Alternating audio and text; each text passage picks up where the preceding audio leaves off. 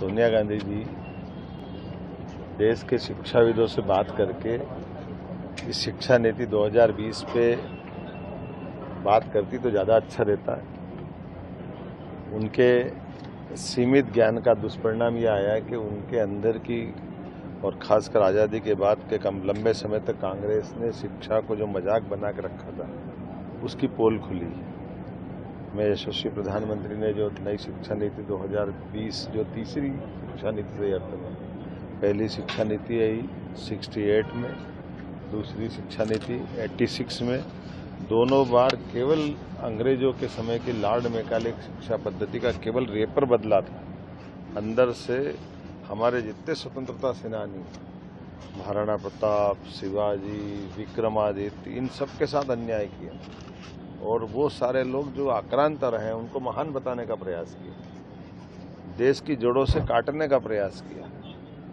ये पहली बार हो रहा है कि हमारी शिक्षा नीति में हम अपने आराध्य को भी स्मरण कर सकते हैं। शिक्षा नीति के भरोसे से हम केवल बेरोजगार की डिग्री नहीं दे रहे हैं। 2 डिग्री पढ़ना चाहे 2 पढ़े, 3 पढ़ना चाहे 3 पढ़े, पिता, दादा और पोता तीनों पढ़ना चाहे तो हमारे यहाँ पढ़ने की लिमिट अनलिमिट थी। और ये 1857 के पहले दुनिया का सबसे साक्षर देश कोई था तो भारत था।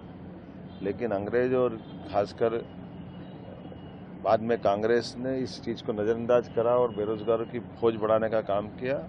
मैं यशस्वी प्रधानमंत्री के नेतृत्व में सभी राज्यों के साथ मिलकर लगभग 2 लाख लोगों से ज़्यादा मीटिंग करके ये जो शिक्षा नीति का प्रारूप आया था और इस पर विचार करने के बाद लोकसभा में जो 2020 में लागू की, मुझे उसमें उस समय शिक्षा मंत्री था। मुझे गर्व है कि हमने अपने राज्य में सबसे पहले उस शिक्षा नीति को लागू किया, जिसके आधार पर हमारी सरकार में मैं मुख्यमंत्री बना तो पीएम एक्सीलेंस कॉलेज करके हमने पूरे प्रदेश में लागू किया। आज 55 जिले में पीएम एक्सीलेंस कॉलेज है, जिसके माध्यम से हम अपनी शिक्षा नीति के उन दायरों को, जिसमें खेल को भी हमने एक तरह से पाठ्यक्रम का हिस्सा बनाया है। खेल के टीचर को सभी प्रकार के प्रमोशन की गुंजाइश दी, संस्कृति को, गौरवशाली विरासत को, सभी बातों को योग्य प्रकार से जोड़ने का प्रयास किया। मैं बड़े दुर्भाग्य के साथ कहना पड़ रहा हूँ कि श्रीमती सोनिया गांधी जी ने एक तरह से ये सारे विद्वानों का माखौल उठाया है।